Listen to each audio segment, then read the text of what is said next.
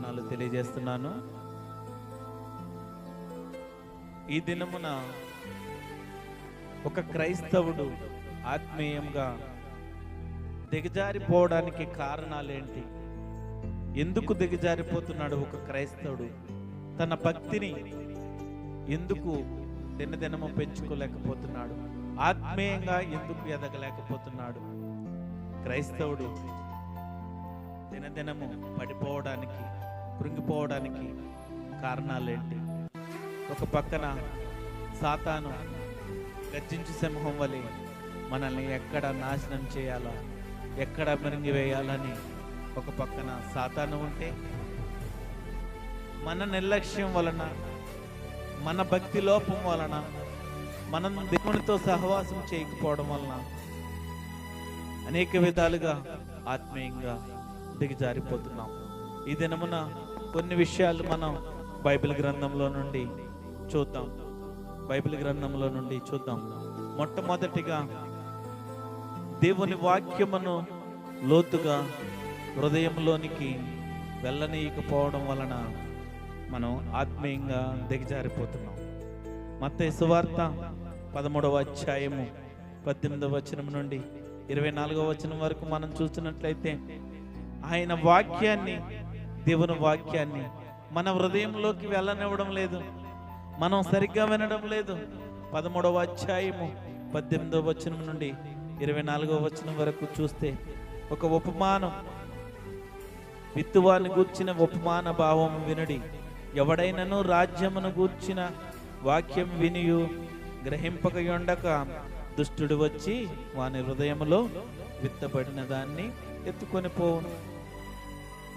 మరి మందిరాలకు వెళ్తా ఉంటాం, దేవుని సన్నిధానంలో కూర్చునే ఉంటాం, కానీ వాక్యాన్ని మనం సరిగ్గా వినము, సరిగ్గా గ్రహింపము. సరిగ్గా వినకుండా, గ్రహింపకుండా మన బాడీ మాత్రం ఇక్కడే ఉంటుంది, మన మైండ్ అంతా ఎక్కడో పనిచేస్తూ ఉంటుంది. అటువంటిప్పుడు ఏం చేస్తాడంటే, దుష్టుడు వచ్చి అది మన హృదయంలోకి వెళ్ళి మనం ఆత్మీయంగా ఎదగకుండా దుష్టుడు వచ్చి ఆ వాక్యాన్ని ఎత్తుకొని పోతాడు. తోవ పక్కన విత్తబడిన వాడు వీడే.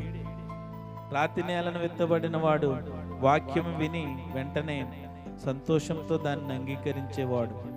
అయితే అతనిలో వేరు లేనందువలన అతడు కొంతకాలము నిలిచును గాని వాక్యం నిమిత్తము శ్రమైనను హింసైనను కలుగగానే అభ్యంతరపడు.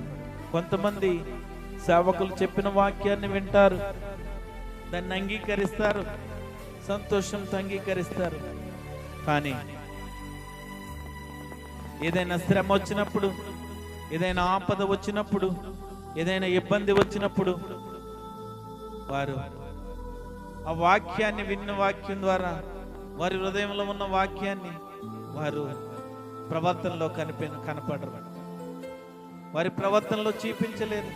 ఏదైనా శ్రమ వచ్చినప్పుడు, ఏదైనా ఇబ్బంది కలిగినప్పుడు ఆ వాక్యాలన్నీ మర్చిపోయి అవన్నీ వదిలిపెట్టేస్తారు. ముండ్ల పొదల్లో విత్తబడిన వాడు వాక్యము వినివాడే కానీ ఐహిక విచారము, ధన మోసమును ఆ వాక్యమును అణచివేయను గనుక వాడు నిష్ఫలుడు. ఈ ఉపమానంలో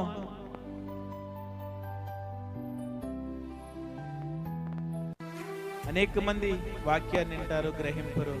అనేక మంది వాక్యాన్ని తీసుకుంటారు వారి హృదయంలో, అది శ్రమ వచ్చినప్పుడు పోతా ఉంటుంది.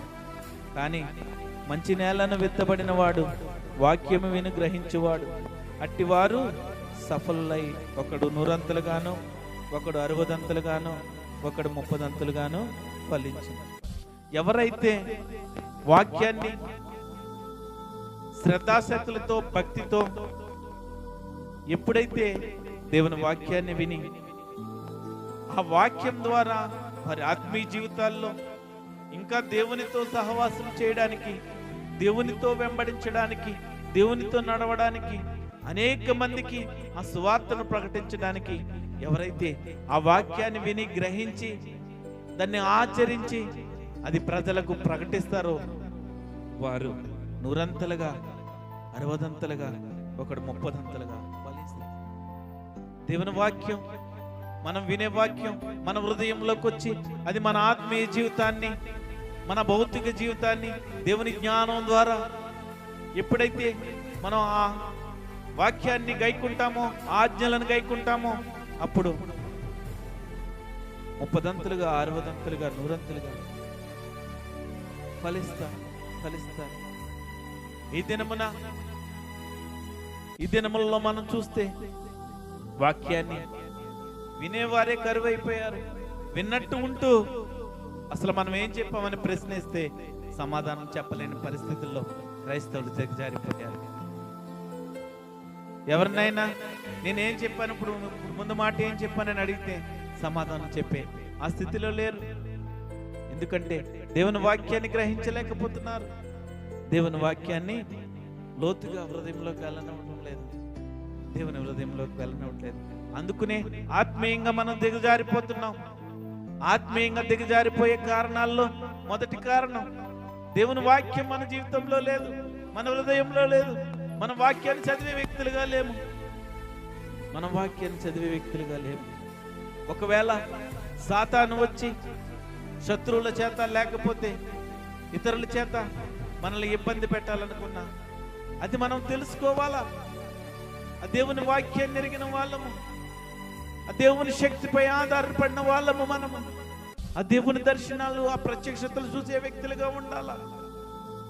నువ్వెప్పుడైతే దేవుని వాక్యాన్ని అంగీకరించి దేవుని వాక్యం ద్వారా నడుస్తావో అప్పుడు నీ జీవితంలో దేవుని దర్శనాలు చూడగలవు, దేవుని ప్రత్యక్షతలు చూడగలవు. నువ్వెప్పుడైతే దేవునితో మాట్లాడి దేవునితో సహవాసం చేస్తావో ఆయన దర్శనాలను చూడగలవు. ఆయన మరి ఒక ఉపమానం వారితో చెప్పాను. ఏమనగా, పరలోక రాజ్యము తన పొలంలో మంచి విత్తనం విత్తిన ఒక మనుషుని పోలి ఉన్నది. పరలోక రాజ్యం అంట ఒక పొలంలో మంచి విత్తనం ఎవరైతే విత్తుతారో ఆ విత్తిన ఒక మనుషుని పోలి ఉంది. నువ్వెవరికైతే మంచి విత్తనం, మంచి చేయాలని ఆలోచన చేస్తున్నావో, మంచి చేస్తావో అది పరలోక రాజ్యానికి బాట వేసేదిగా ఒక మార్గంగా ఉంటుంది. ఇతరులకు మంచి చేసే ఆలోచన నీ జీవితంలో ఉండాలా. మనుషులు నిద్రించుచుండగా అతని శత్రువు వచ్చి గోధుమల మధ్యను గురుగులు విత్తిపోయాను. మొలకలు పెరిగి గింజ పట్టినప్పుడు గురుగులు కూడా ఆగపడను. అప్పుడు ఇంటి యజమానుని దాసులు అతని ఎద్దుకు వచ్చి, అయ్యా, నీవు పొలంలో మంచి విత్తనం విత్తితివి కదా, అందులో గురుగులు ఎక్కడి నుండి వచ్చినని అడిగిరి.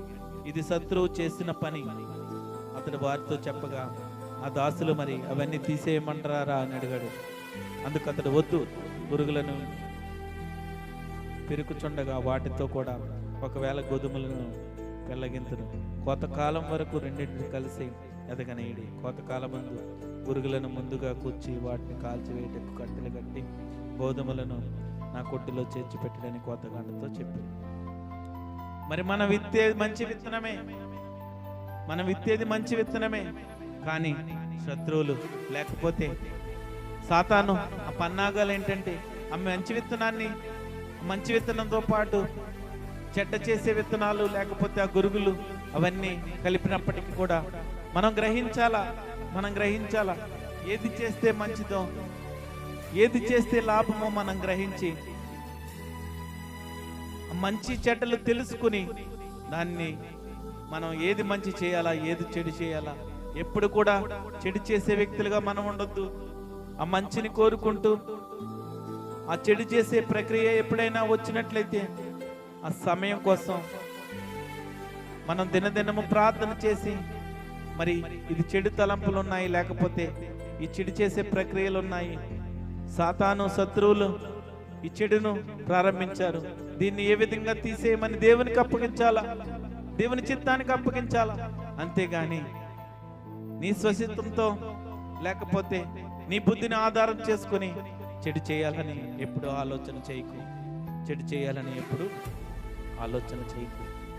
ఆలోచన చేయకు. దేవుని వాక్యము లోతుగా హృదయంలోనికి మనం వెళ్ళనిపోవడం వలన ఆత్మీయ జీవితంలో దిగజారిపోతున్నాం. రెండవది, ప్రార్థన చేయకపోవడం వల్ల. మత్తయి సువార్త 26వ అధ్యాయము 41వ వచనం చూద్దాం.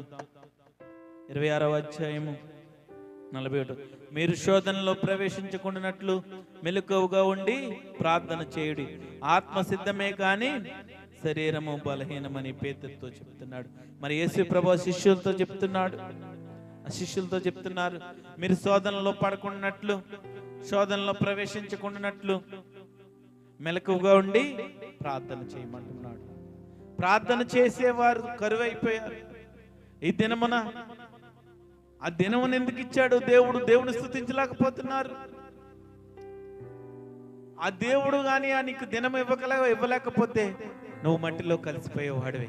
నీకు ఆయుష్ పెంచి నూతన దినాన్ని ఇస్తున్నాడు, కానీ దేవుని స్తుతించలేకపోతున్నావు, దేవునికి ప్రార్థన చేయలేకపోతున్నావు, విజ్ఞాపన చేయలేకపోతున్నావు, దేవునితో మాట్లాడే సమయం లేదు.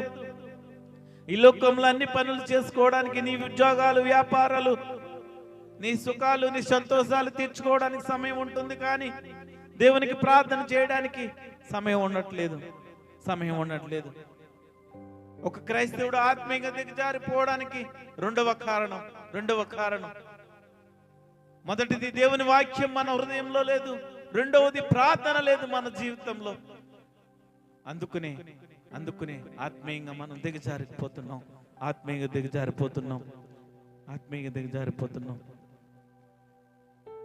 కొరింథీయులకు రాసిన మొదటి పత్రిక 15వ అధ్యాయం 33వ వచనం చూద్దాం. హల్లెలూయా, థ్యాంక్ యూ జీసస్. 15వ అధ్యాయం 33వ వచనం. దేవుని ఆత్మ చేత హృదయం నింపబడకపోవడం వల్ల మన హృదయం దేవుని ఆత్మ చేత నింపబడతలేదు. కొరింథీయులకు రాసిన మొదటి పత్రిక 15వ అధ్యాయం 33వ వచనంలో, దుష్ట సాంగత్యము మంచి నడవడిని చెరుపును, నీతి ప్రవర్తన గలవారై మేల్కొని పాపము చేయకుడి, దేవుని గూర్చిన జ్ఞానము కొందరికి లేదు, మీకు సిగ్గు కలుగుటకై ఇట్లు చెప్పుచున్నాను. దేవుని జ్ఞానం లేదు, దేవుని ఆత్మతో నడిపించేవారు లేరు, దేవుని ఆ శక్తి ద్వారా నడుచుకునే వ్యక్తులు లేరు. ఈ లోకంలో ఉన్న ప్రజలు, క్రైస్తవులు, విశ్వాసులు అనేక మంది తన స్వయం చిత్తంతో లేకపోతే తన బుద్ధిని ఆధారం చేసుకుని నడిచే వాళ్ళే ఉన్నారు. దేవుని ఆత్మ చేత మన హృదయం నింపకపోవడం వలన దేవుని ఆత్మ ఆ పరిశుద్ధాత్మ దేవుడు, ఆ పరిశుద్ధాత్మ శక్తిని మనం కోరుకోవట్లేదు. దుష్ట సాంగత్యం చేసి, ఈ లోకంలో స్నేహం చేసి మంచి నడవని చెరిపేసుకుంటున్నారు. ఒక మంచి బాలుడు లేకపోతే ఒక మంచి వ్యక్తిగా ఉన్న వ్యక్తి కూడా ఆ చెడ్డ సాంగత్యాల వల్ల, ఈ లోకంలో ఆ ఎంటర్టైన్మెంట్ల వల్ల అనేక మంది మంచి ప్రవర్తనను కోల్పోతున్నారు. దేవుని జ్ఞానం ఒక్కరిలో కూడా లేదు. ఆ దేవుని జ్ఞానం ఎప్పుడైతే నువ్వు పంపించుకుంటావో, దేవుని ఆత్మ చేత నీ హృదయం నింపబడకపోతే ఆత్మీయంగా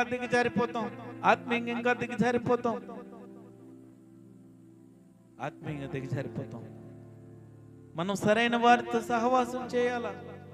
సరైన వారితో సహవాసం చేయకపోవడం వల్ల మన ఆత్మీయ జీవితం దిగజారిపోతుంది.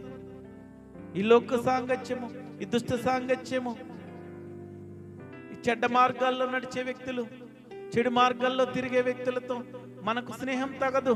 ఈ లోక స్నేహం మనకు తగదు. ఎప్పుడైతే పరిశుద్ధంగా, పవిత్రంగా నువ్వెప్పుడైతే జీవిస్తావో, ఆ దేవునితో సహవాసం చేస్తావో, దేవుడు నీకు తోడుగా ఉంటాడు. సరైన వారితో సహవాసం చేయడం, విశ్వాసులతో సహవాసం చేయడం, ఆ దేవుని మాటలు చెప్పేవారితో సహవాసం చేయడం. ఈ దినముల్లో ఎవరు లేరు. ఎక్కడైతే చెడ్డ ఆలోచనలు, చెడ్డ మార్గాలు, చెడ్డ క్రియలు చేసేవారికే ఎక్కువ ఫ్యాన్స్, అనేక మంది వారితో సాంగత్యం చేయడానికి ఇష్టపడతారు.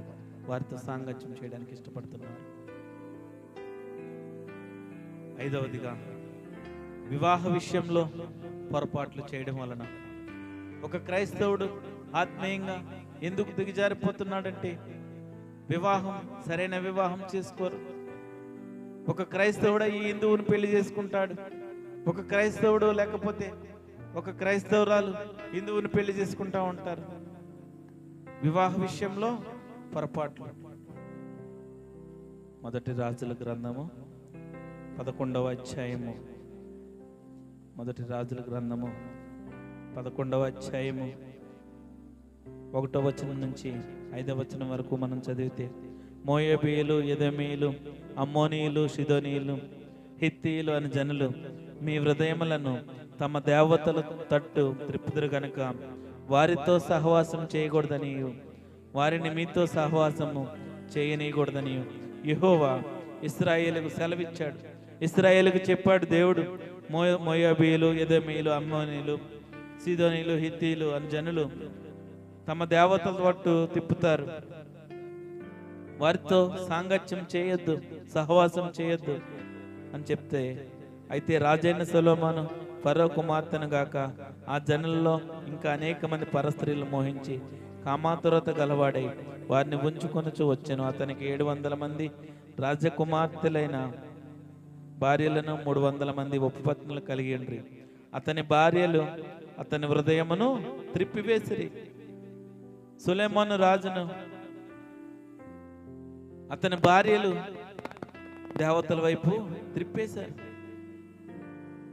నీ భక్తి, ఒక క్రైస్తవుడు భక్తి ఏ విధంగా ఉండాలంటే, ఈ విగ్రహారాధన చేసే, లేకపోతే ఈ లోకంలో ఈ లోక సహవాసం చేసే వ్యక్తులతో విశ్వాసిగా నీ ప్రయాణం సాగదు. విశ్వాసిగా నీ ప్రయాణం సాగదు. సొలొమోను వృద్ధుడైనప్పుడు అతని భార్యలు అతని హృదయమును ఇతర దేవతల తట్టు త్రిప్పగా అతని తండ్రి అయిన దావీదు హృదయము వలె అతని హృదయము దేవుడైన యెహోవా ఎడల యథార్థము కాకపోయెను. సొలొమోను ఆస్తారోతు అను సీదోనీల దేవతను, మిల్కోము అను అమ్మోనీల హేయమైన దేవతను అనుసరించి నడిచింది. మరి ఆ సొలొమోను దేవతలను అనుసరించే వ్యక్తిగా మారిపోయాడు. తన భార్యల వలన సొలొమోను దేవతలను అనుసరించే వ్యక్తిగా ఉన్నాడు. నీ భక్తి యథార్థంగా ఉంది, నువ్వు విశ్వాసమైన వ్యక్తివే, దేవుని పైన విశ్వాసం ఉంచిన వ్యక్తివే, కానీ నీ వివాహ విషయంలో మరి పొరపాట్లు చేయకుండా ఎవరిని వివాహం చేసుకోవాలని ఆ తండ్రి అయిన దేవుని చిత్తాన్ని వెతుకు. నువ్వు సరైన వారిని ఎంచుకోకపోతే ఆత్మీయంగా నువ్వు దిగజారిపోతావు. సొలొమోను భక్తుడు ఏ విధంగా అయితే దిగజారిపోయాడో, క్రైస్తవులుగా నువ్వు సరైన వ్యక్తిని, విశ్వాసిని ఎంచుకోకపోతే ఆత్మీయంగా దిగజారిపోతావు. ఏప్రిల్ రాసిన పత్రిక 3వ అధ్యాయము 14వ వచనంలో, ఒకరికి ఒకరు బుద్ధి చెప్పుకోకపోవడం వలన ఆత్మీయంగా దిగజారిపోతున్నాం. ఏప్రిల్ రాసిన పత్రిక 3వ అధ్యాయం 14వ వచనంలో మనం చూస్తే, నేను అనబడు సమయం ఉండగానే ప్రతిదినము ఒకడినొకడు బుద్ధి చెప్పుకోవాలా, హెచ్చరించాలా. ఒకవేళ తోటి విశ్వాసుల పట్ల లేకపోతే ఏదైనా అపరాధ భావంతో ఏదైనా సమస్యలు వచ్చినప్పుడు కోపము తెచ్చుకోక సరైన మార్గంలో, దేవుని మార్గంలో ప్రేమ చేత ఆ సమస్యలను పరిష్కరించుకోవాలా, బుద్ధి చెప్పుకోవాలా, ఒకరినొకరు బుద్ధి చెప్పుకోవాలా. ఆ సమస్యను ప్రార్థన ద్వారా ప్రారంభించి సమస్యను విడిపించుకోవాలా. విశ్వాసులు చెడ్డ మార్గాల్లో ఉన్నప్పుడు సరైన మార్గంలో పెట్టడానికి, దేవుని వాక్యం ద్వారా ఆదరణ మాటలు చెప్పి సరిచేయడానికి, బుద్ధి చెప్పుకోవడానికి ప్రయత్నించాలా. ఒకరికొకరు బుద్ధి చెప్పుకోకపోవడం వలన ఆత్మీయంగా దిగజారిపోతున్నారు. సరైన నాయకుడు కూడా లేకపోవడం వలన దిగజారిపోతున్నారు. అనేక మంది ప్రజలు నడిపించే నాయకుడు లేక, నడిపించే సేవకుడు లేక, ఖండించే సేవకుడు లేక అనేక మంది ప్రజలు అనేక మంది క్రైస్తవులు దిగజారిపోతున్నారు. న్యాయాధిపతులు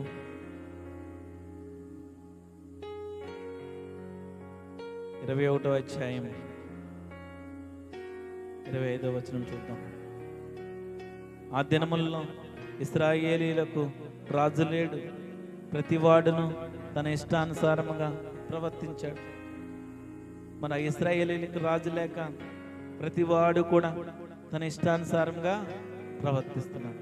ఈ దినములలో కూడా సేవకుల మాటలు వినే వ్యక్తులు లేరు, సహోదరుల మాటలు వినే వ్యక్తులు లేరు, విశ్వాసులు చెప్పిన మాటను తీసుకునే వ్యక్తులు లేరు. నువ్వు తీసుకోకపోవడం వలన ఆత్మీయంగా దిగజారిపోతున్నావు. నీకు సరైన నాయకుడు లేకపోవడం వల్ల, సరైన మార్గంలో నడిపించే నాయకుడు లేకపోవడం వల్ల, ఒకసారి మన ఉదాహరణ చూస్తే ఈ లోకంలో మరి ఆ గొర్రెల కాపరి ఏ విధంగా అయితే ఉంటాడో, మరి గొర్రెలు ఏ విధంగా అయితే ఆ కాపరి ఏ విధంగా నడిపిస్తాడో ఆ విధంగా నడుస్తాయో, క్రైస్తవులు సేవకుల మాట విని ఆ కాపరి మాట విని ఆ విధంగా నడిచే విశ్వాసులు లేరు, సేవకుల మాటలకు లోబడే వ్యక్తులు లేరు. అందుకునే ఆత్మీయంగా మనం దిగజారిపోతున్నాం. ఈ లోకంతో స్నేహం చేయడం వలన మనం దిగజారిపోతున్నాం, ఆత్మీయంగా దిగజారిపోతున్నాం. క్రైస్తవులు మన పేరుకే పిలువబడుతున్నాం, కానీ ఈ లోకస్తులతో మన స్నేహం. క్రైస్తవులు విశ్వాసులు ఎవరితో మన సాంగత్యం ఉండాలి, ఎవరితో మన స్నేహం ఉండాలా? విశ్వాసులమైన మనం ఎవరితో స్నేహం చేయాలా? మన స్నేహం అంతా ఈ లోక స్నేహం కనుక ఆత్మీయంగా మనం దిగజారిపోతున్నాం. కొంతమంది విశ్వాసులు దేవునిపైనే దోషం మోపే వ్యక్తులుగా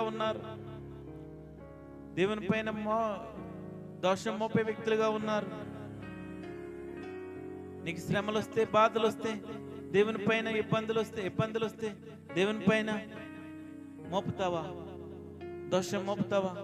యాకోబు రాసిన పత్రిక 1వ అధ్యాయం 13వ వచనంలో, దేవుడు కీడు విషయమై శోధింపబడనారడు, ఆయన ఎవరిని శోధింపబడిన గనుక ఎవడైనా శోధింపబడినప్పుడు నేను దేవుని చేత శోధింపబడుచున్నానని అనకూడదు. దేవుడు నిన్ను శోధించట్లేదు. దేవుని పైన నిందలు, ఆ దోషణ మాటలు మనం పలకకూడదు. ఆ మాటలు పలికి ఆ నిందలు మోపి ఆత్మీయంగా మనం దిగజారిపోతున్నాం.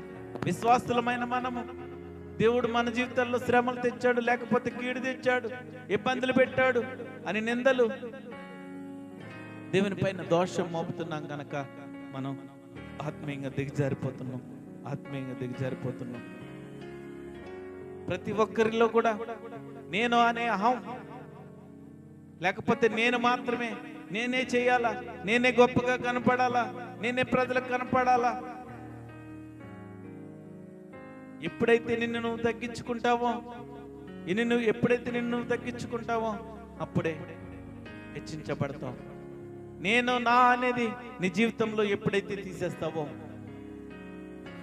అప్పుడే నువ్వు ఆత్మీయంగా బలపడతావు. ఎప్పుడైతే నా కుటుంబము, లేకపోతే నేను మాత్రమే, నా కుటుంబం మాత్రమే కనపడాలా, లేకపోతే ఉండాలా అని ఎప్పుడైతే నువ్వు ఆలోచన తీసివేస్తావో అప్పుడే ఆత్మీయంగా ఎదుగుతావు.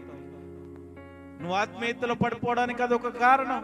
నా అనే అహం, నేను అనే అహం. పేతురు భక్తులను చూస్తే మత్తయి సువార్త 26వ అధ్యాయము 33వ వచనంలో దేవునితో మాట్లాడతాడు. దేవునితో మాట్లాడినప్పుడు ఒకసారి చూద్దాం. పేతురు మత్తయి సువార్త 26వ అధ్యాయం 33వ వచనం చూద్దాం. థ్యాంక్ యూ జీసస్, హల్లెలూయా.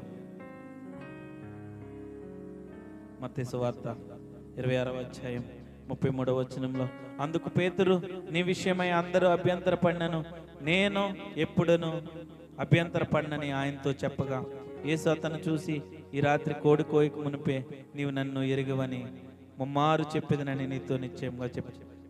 అక్కడ పేతురు భక్తుడు అబద్ధం మాట్లాడుతున్నాడు. నేను అబద్ధం చెప్పను, నేను అన్ని నిజాలు చెప్తాను, లేకపోతే నేను అందరికి మేలు. ఆ వ్యక్తిని కనపరుచుకోవడానికి, లేకపోతే నేను నీతిమంతుడను, నేను పరిశుద్ధుడను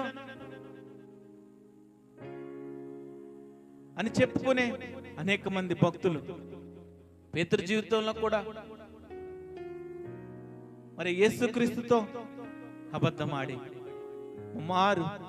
ముమ్మారు నాకు తెలియదని, ఆయన ఎవరో నాకు తెలియదని చెప్పాడు. మన జీవితంలో కూడా నేను అనే అహం, నా అనే అహం ఇంకా ఉంటే విశ్వాసులమైన మనం అవన్నీ వదిలిపెట్టుకోవాలా. నేను అనే భావం మన జీవితంలో ఉండొద్దు. అది ఉంటే మనం ఆత్మీయంగా పడిపోవడానికి, దిగజారిపోవడానికి అదొక కారణం. రక్షణ యందు నిర్లక్ష్యం ఉంచే ప్రజలు ఉన్నారు. రక్షణ యందు నిర్లక్ష్యం ఉంచుతున్నారు. గలతీయులకు రాసిన పత్రిక 3వ అధ్యాయం 3వ వచనంలో చూస్తే, 3వ అధ్యాయం 3వ వచనం నుంచి మనం చూస్తే, మీరింత అవివేకులైతిరా, మొదట ఆత్మానుసారంగా ఆరంభించి ఇప్పుడు శరీరానుసారంగా పరిపూర్ణులగుదురా. వ్యర్థముగానే ఎన్ని కష్టములు అనుభవించుతురా. అది నిజముగా వ్యర్థమగున. ఆత్మను మీకు అనుగ్రహించి మీలో అద్భుతములు చేయించువాడు ధర్మశాస్త్ర సంబంధ క్రియ వలన లేక విశ్వాసంతో వెంట వలన చేయించుచున్నాడు. అనేక మంది ఆ రక్షణ అనుభవం, రక్షణ లేకపోతే ఆ మారు మనసును నిర్లక్ష్యం చేసే ప్రజలు ఉన్నారు. ఇంకా అవివేకులుగా ఉన్నారు. ఆత్మానుసారంగా దేవుని చిత్తాన్ని వెతికే వ్యక్తులు లేరు. దేవుని చిత్తాన్ని వెతికే వ్యక్తులు లేరు. శరీరానుసారంగా ఉన్నారు. వ్యర్థంగానే ఇంకా కష్టాలు అనుభవించే వ్యక్తులుగా ఉన్నారు. అది నిజముగా వ్యర్థమగును. విశ్వాసంతో వినట వలన చేయించుచున్నాడు. మరి రక్షణ యందు, ఆ మారు మనసు యందు నిజముగా బాప్తిస్తం తీసుకునే వ్యక్తులు, మారు మనసు పొంది నీ పాపములను ఒప్పుకొని పరిశుద్ధంగా ఉండాలని తీర్మానం చేసుకుని రక్షణ అనుభవంలోకి వస్తున్నారా? లేకపోతే ఈ లోకంలో క్రైస్తవుడుగా పిలువబడాలని అనేక మంది దేవుని మందిరాలకు వచ్చి రక్షణ అనుభవంలోకి వచ్చే ప్రజలు చాలా మంది ఉన్నారు. నిజముగా నీ హృదయంలో ఎప్పుడైతే దేవునికి చోటు ఇచ్చి నీ పాపాలను, గతంలో చేసిన ఆ పాపాలను ఒప్పుకొని పరిశుద్ధంగా జీవించాలి, పవిత్రంగా జీవించాలని తీర్మానం చేసుకుని నీ మనసును మార్చుకొని రక్షణ అనుభవంలోకి రా. ఆ రక్షణ యందు నిర్లక్ష్యం, మారు మనసు పొందిన విశ్వాసులు కూడా నమ్మకార్థపు క్రైస్తవులుగా మారిపోతున్నారు. మొదటిలో ఆ ప్రేమ ఉంటుంది, తర్వాత ఆ ప్రేమ అంతా కోల్పోతున్నారు. ఆ మొదటి ప్రేమ కోల్పోయి మళ్ళీ పాత స్థితిలోకి వచ్చేసి దేవుని పైన విశ్వాసం కోల్పోయి మళ్ళీ పాత జీవితంలో ఏ విధంగా అయితే గడిపారో ఆ విధంగానే గడుపుతున్నారు. రక్షణ యందు ఎప్పుడు నిర్లక్ష్యంగా ఉండొద్దు. మారు మనసు పొందిన వ్యక్తివి ఎల్లప్పుడూ నీ విశ్వాసం కాపాడుకుంటా, నీ భక్తి కాపాడుకుంటా ఉండాలా. అది కాపాడుకోకుండా ఉంటే ఆత్మీయంగా దిగజారిపోతావు.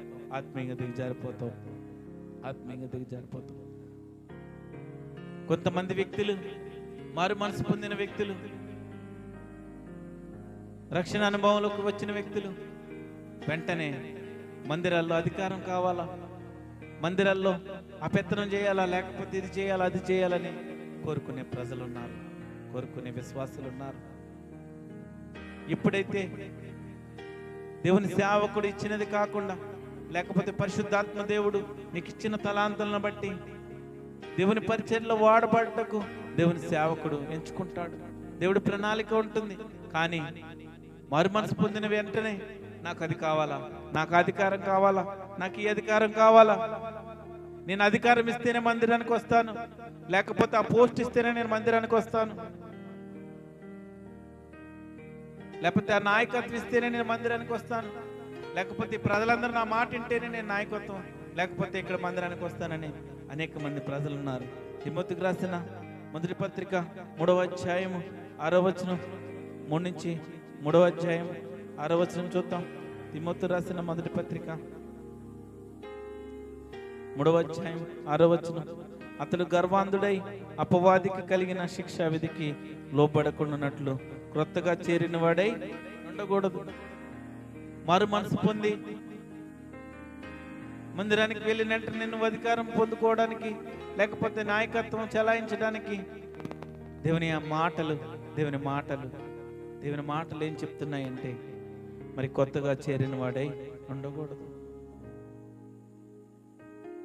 నువ్వు కొత్తగా రక్షింపబడితే అధికారం కోసం, లేకపోతే నాయకత్వం కోసం నీ జీవితంలో ఉంటే నువ్వు ఆత్మీయంగా దిగజారిపోతావు, పడిపోతావు.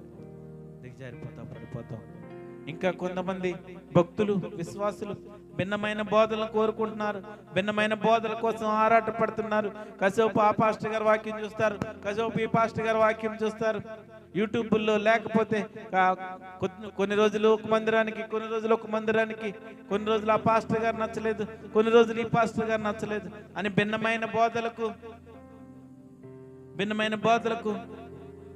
ఆరాటపడే వ్యక్తులు ఉన్నారు, ఆరాటపడే భక్తులు ఉన్నారు. భిన్నమైన బోధలు నీ జీవితంలో ఉండొద్దు.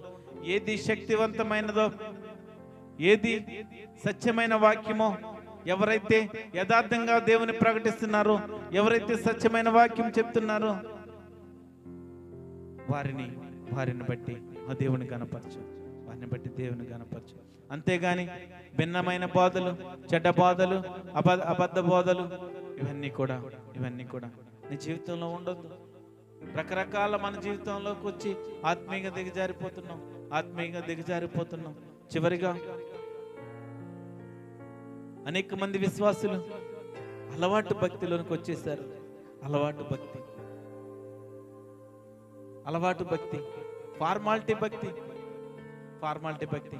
ఈరోజు ఆదివారం కనుక మందిరానికి వెళ్ళాలా, ఈరోజు శుక్రవారం కనుక మందిరానికి వెళ్ళాలా, వెళ్ళాం కాబట్టి అక్కడ చప్పట్లు కొడుతూ పాటలు పాడాలా, దేవుని స్తుతించాలి. ఇది కాదు భక్తి. నీ యథార్థమైన భక్తి అది కాదు. దేవుని మాట ఏం చెప్తుందంటే, పూర్ణ హృదయంతో, పూర్ణ ఆత్మ, పూర్ణ శక్తితో దేవుని స్తుతించాలా. నోటి పెదవులతో కాదు నువ్వు స్తుతించేది, నీ పూర్ణ హృదయంతో, పూర్ణ ఆత్మతో, పూర్ణ శక్తితో దేవుని స్తుతించాలా. అలవాటు భక్తిగా చేస్తున్నావా? దిగజారిపోవడానికి, ఆత్మీయంగా దిగజారిపోవడానికి అదొక కారణం. ఎప్పుడైతే నీ కారణాలు, లేకపోతే ఇవన్నీ ఎప్పుడైతే సరి చేసుకుంటావో ఆత్మీయంగా నువ్వు ఎదుగుతావు. ఆత్మీయంగా ఎదగడానికి మనం ఏం చేయాలి అవన్నీ నువ్వు దిగజారిపోవడానికి కారణాలు, ఆ కారణాల్లోనే ఆత్మీయంగా ఎదగడానికి జవాబులు, అవన్నీ కూడా మనం అనుసరించాలా. దేవుని మాటలను గైకొనాలా, దేవుని వాక్యాన్ని చదవాలా, ప్రార్థన చేయాలా, దేవుని ఆత్మ చేత నింపబడాలా, సరైన వారితో సహవాసం చేయాలా.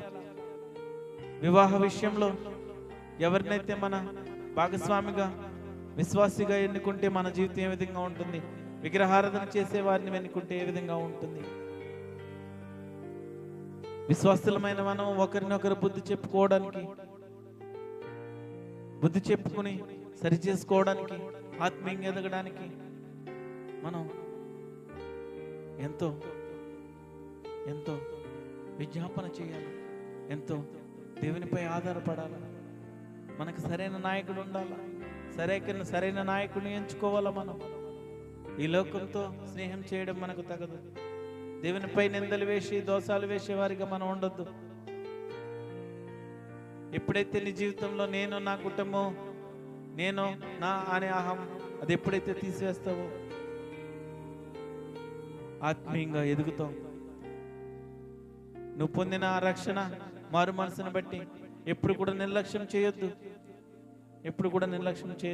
భిన్నమైన బోధల కోసం ఆరాటపడొద్దు.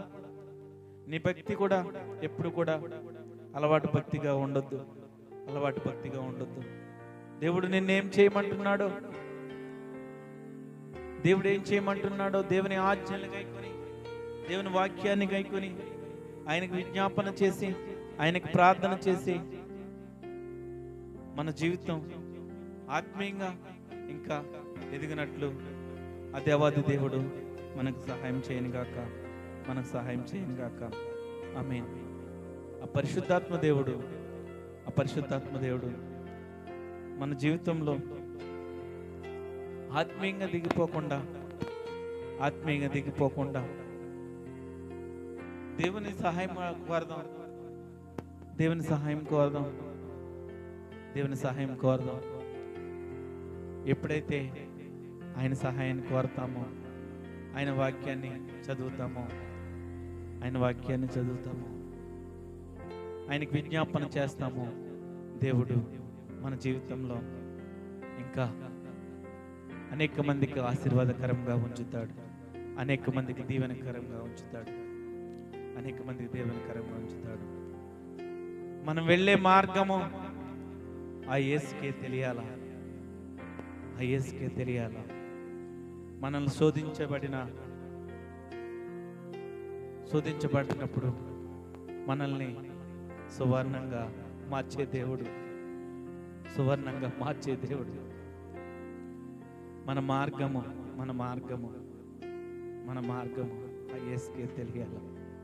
ఆ యేసుకే తెలియాలా. Thank you Jesus. Hallelujah.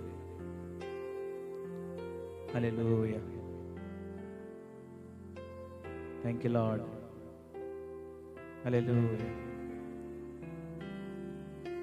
Thank you Jesus.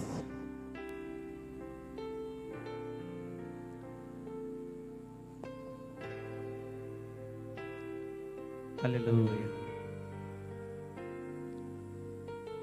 నేను వెళ్ళే మార్గము నా యేసుకే తెలియను. శోధించబడిన మీదట నేను సువర్ణమై మారేదను. Thank you Jesus. హల్లెలూయా. నేను వెళ్ళే మార్గము నా యేసుకే తెలియను. నేను వెళ్ళే మార్గము నా యేసుకే తెలియను. శోధించబడిన మీదట నేను సువర్ణమై మారెదను. శోధించబడిన మీదట నేను సువర్ణమై మారెదను. వెళ్ళే మార్గము నా యేసుకే